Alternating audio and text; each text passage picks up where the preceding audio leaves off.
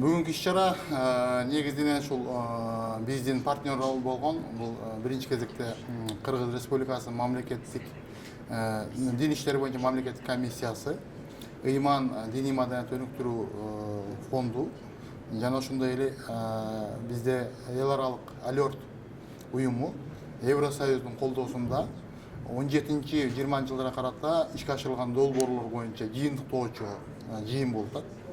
Бул жакта негизинен ушул 17-20 жыл аралыгында бир топ мыкты долбоорлор ишке ашырылды. Темабыз өзүңүздөр көрсөтүп тургандай долбоордун аталышы ушул дин жана демократия боюнча конструктивдүү диалогдор. Же болбосо мына ушул дин шарттарында өлкөбүздөгү ушул жамааттардын ортосундагы диндер аралык биримдикти, диндер аралык мамилени бекемдөөдө, ошону менен бирге изилдөө иштери жүргүзүлдү. Бир топ ушул акыркы 3 жыл аралыгында негизинен ушул жаш изилдөөчүлөрдү даярдоо, калыптандыруу, өзгөчө биздин ушул жогорку окуу жайлардын аспиранттары, студенттери да тартылды. Андан башка жаш лидерлерди даярдоо боюнча дагы бир топ ушундай бир конструктивдүү иш-чаралар өткөрүлдү.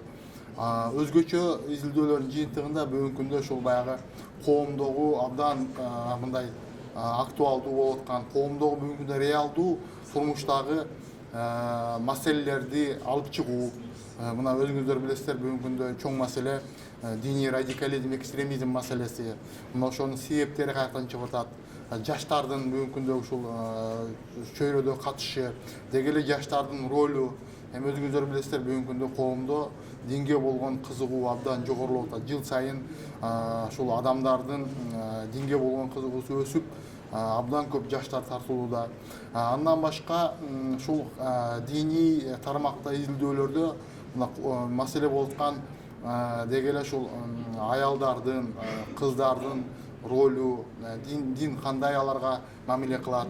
Мисалы бизде көбү түшүнбөй эле дин десе тиги мындай бир окутпай, үйдөн чыгарбай, иштетпей, мындай бир артка тартуу, деги эле караңгылыкка тартып кеткен учурлар дагы кездешет. Мына ошолордун баардыгыны диний жактан дагы сабаттуулугун көтөрүүдө чоң роль ойноду. Өзгөчө бул багытта ушул долбоордун алкагында ушул эл аралык алерт уюму менен биргеликте ыйман фонду, анан Кыргызстан мусулмандар дин башкармалыгы чогуу ушул акыркы 2 жыл аралыгында 1,5 миң имам атайын окуудан өткөрүлдү. Бул деген биздин ошол имамдарыбыз, биздин дин кызматкерлерибиздин диний сабаттуулугундагы, ошону менен бирге өлкөбүздөгү мыйзамдарды, биз айтып жүргөн мыйзамдарды билүү, ошону менен бирге баягы жалпы светтик предметтерде киргизилип, жалпы деңгээлин көтөрүлдү да. Мындайча айтканда бүгүнкү күндө канчалык деңгээлде дин кызматкерлерибиз, имамдарыбыздын билими жогору болсо, ошого жараша коомдогу диний сабаттуулук дагы ошого жараша болот. Эгерде имамдарыбыз өздөрү биринчилерден болуп дин маселесин жакшы түшүнбөсө, бекеринен айтылбайт да баягы чала молдо дин бузар деген сөз, ошол баягы өзгөчө ошол биздин дин алымдарыбыз абдан билимдүү болуш керек. Динди дагы мыкты билиш керек. Ошону менен бирге бүгүнкү учур талабы, заман талабы болгон ошол азыркы маалыматтардан да артта калбай, мыйзамдарды мыкты билип, элди ушул туура багытка, себеби биздин концепцияда так анык жазылган, диндин адеп ахлак, тарбия боюнча баалуулуктарыны жаштарды тарбиялоодо, коомду тарбиялоодо пайдалануу керек деп. Мына ушул тармакта чоң иштер жүргүзүлдү. Андан башка дагы бир чоң багыт бул мындайча айтканда жаш изилдөөчүлөр менен бирге журналисттер ошол массалык маалымат каражаттарында, ошол жалпыга маалымдоо каражаттарында дин маселелерине келгенде кантип чагылдырыш керек.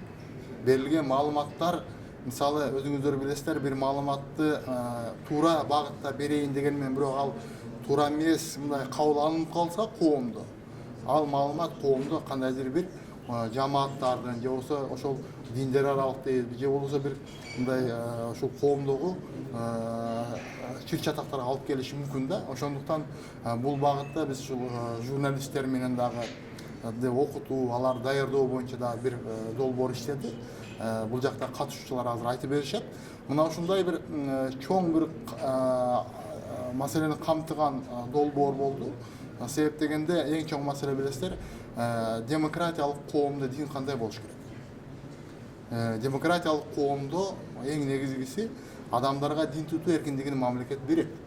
Бирок ал эркиндикти жарандарыбыздагы мыйзамдарды сактоо менен бир мындай гармониялуу түрдө болуш керек.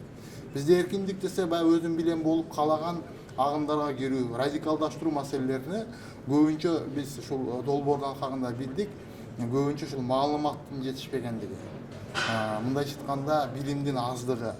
Эң дагы бир чоң багыт бул долбоордо биз конфессиялар аралык Кыргызстандагы баардык диний уюмдардын мындай бир багытка бириктирип, алар менен бир топ аймактарда, региондордо, анан Бишкекте, Борбор шаарда ушундай бир баягы конфессиялар аралык диалог багытындагы темаларды да уюштурганда, бүгүнкү күндө ушул долбоордун алкагында мына өлкөбүздө мен конфессия аралык ынтымак бекемделди деп айта алам да. Өзгөчө ушул баягы түшүнүү менен кабыл алынышып, мына бүгүнкү күндө белгилеп кетиш керек, бул мамлекеттик органдар менен диний уюмдардын ортосундагы мамиле бир топ бекемделди. Бул долбоорго өз активдүүлүгүнүн баардык диний уюмдар катышты. Өзгөчө биздин Кыргызстан мусулмандар дин башкармалыгы мына бул жакта сөз түрдө Азирети муфтий Максат Ажы Токтомуштун өзүнүн активдүү катышуусу менен анын орун баскарлары, мына бул жакта билим берүү боюнча бөлүм башчысы Акимжан Эргешевдин түзүнүс катышкан тиешеси бар. Орус православ чиркөөсү мына епископ Даниил анын ошол бул жакта отурат, мына Отец Александр деген ушул башынан баштап катышып атат. Ошол эле биздин башка дагы евангелисттик башка диний уюмдардын өкүлдөрү да катышып, долбоордун алкагында өлкөбүздөгү диний абал мындай бир оң жака бурулушуна чоң көмөк көрсөтүштү. Азыр эми ошол биздин окуу жайлар, жогорку окуу жайлардагы теологиялык биздеги факультеттер бар, Кыргызстандагы медреселердин мүдүрлөрү бар. Алар дагы катышып, ошол жалпы эле ошол өлкөдөгү мыйзамдарды сактоо, демократиялык принциптерди сактоо, светтик принциптерди билүү менен диний баягы эркиндиктерин сактап, өлкөбүздүн жалпы өнүгүшүнө жалпы бир салым кошууга бул долбоор чоң бир көмөк көрсөттү деп айта алабыз.